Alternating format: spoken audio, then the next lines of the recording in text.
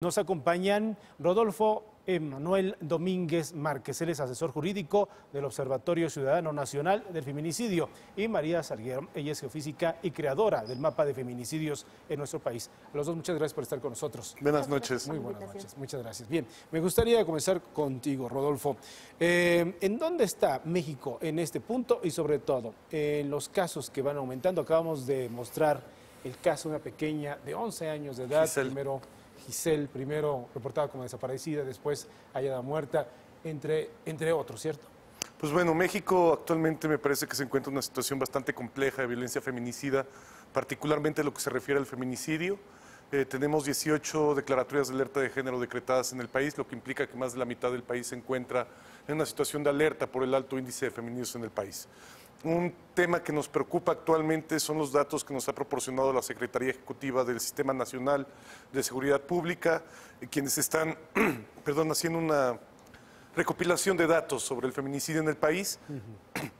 Nos preocupa una cifra de enero a octubre del año pasado, en donde más de 70 niñas fueron víctimas de feminicidio.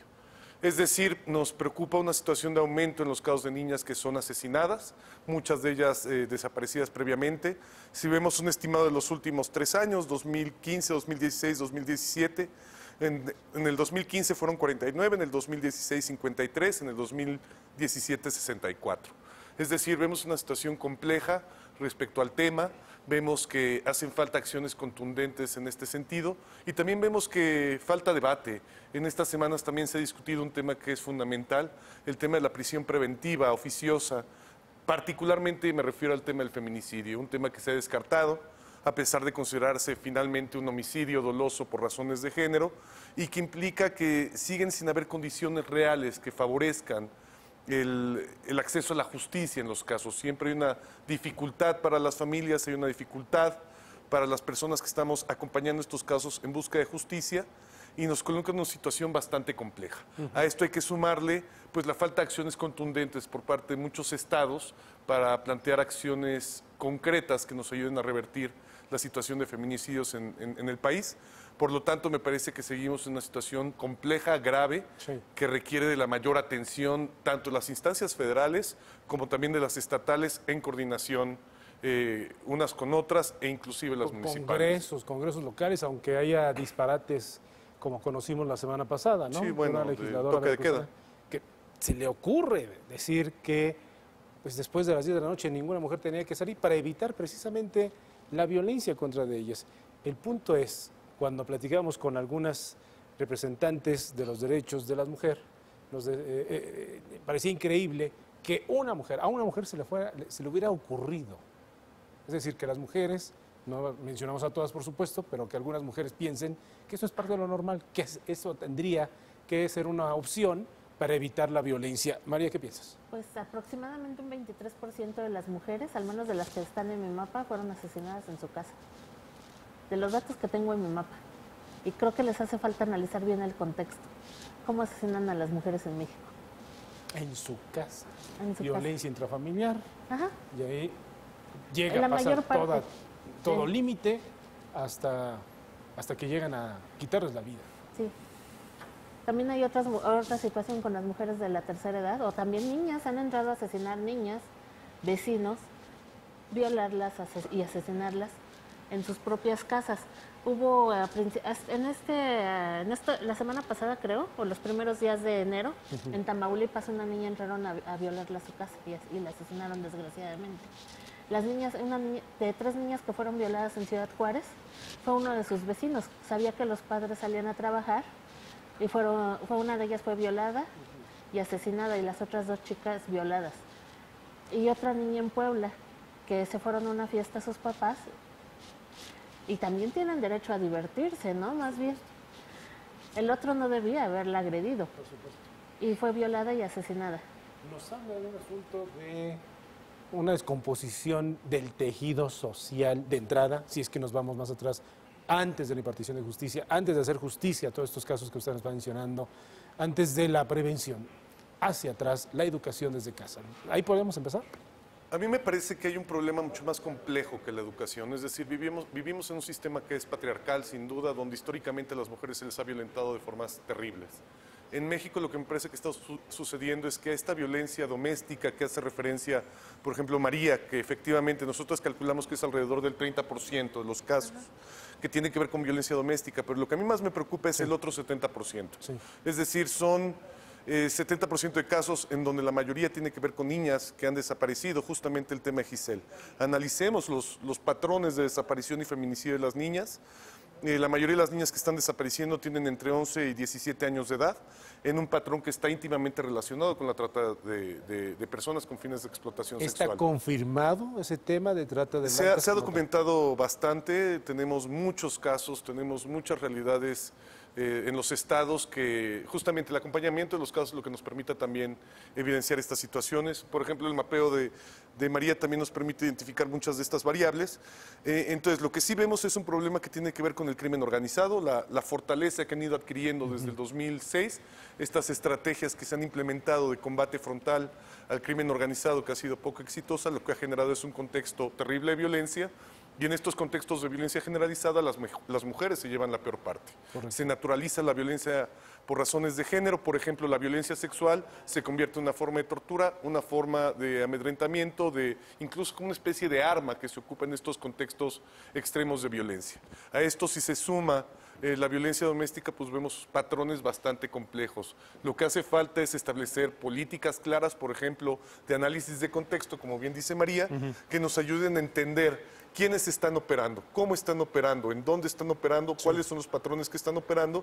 Y algo que hemos impulsado muchísimo es dejemos de entender los feminicidios como casos aislados y la necesidad de empezarlos a comprender como casos sistémicos que se encuentran íntimamente relacionados por este tipo de patrones. De acuerdo. María, seguimos observando en ese mapa Tamaulipas, Veracruz, y esa zona. Y de hecho también ahorita se acaban de... Mira, hay dos formas de ver los datos. Por ejemplo, ahorita Guanajuato subió el 90% con respecto al año anterior. 90%, Guanajuato. Sí, terminó con...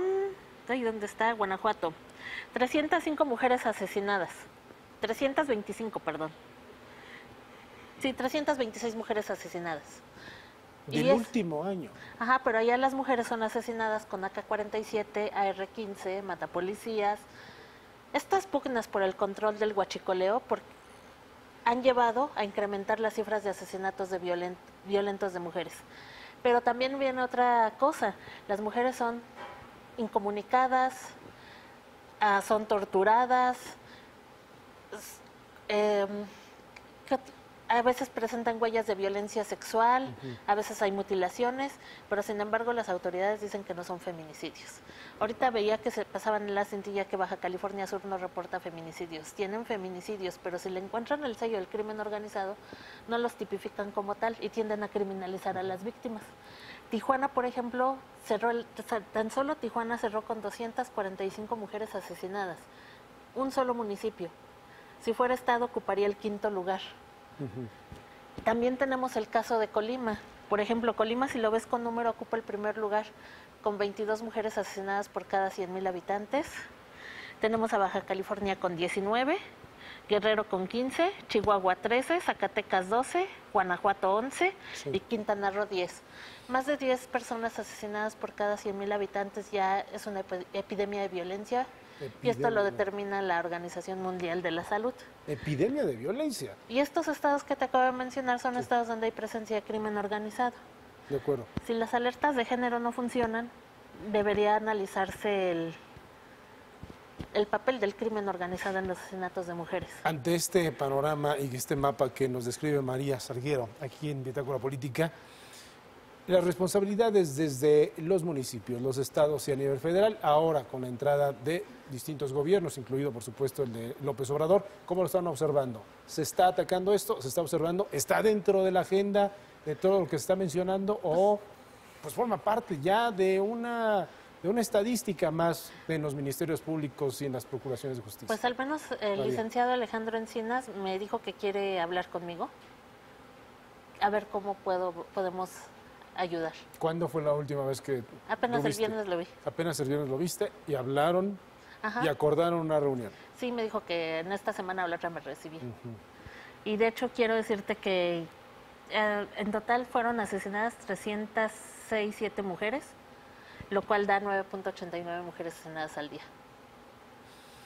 A mí me parece que el tema es complejo. Nosotros lo analizamos, por ejemplo, desde el tema de las declaratorias de alerta de género, un mecanismo que hemos defendido muchísimo. A mi parecer es un mecanismo importante que ha servido de mucho. Sin embargo, lo que nos ha evidenciado es la falta de voluntad política de las autoridades. En muchos estados lo que vemos es que las autoridades no asumen las responsabilidades que tienen respecto al tema de violencia contra las mujeres.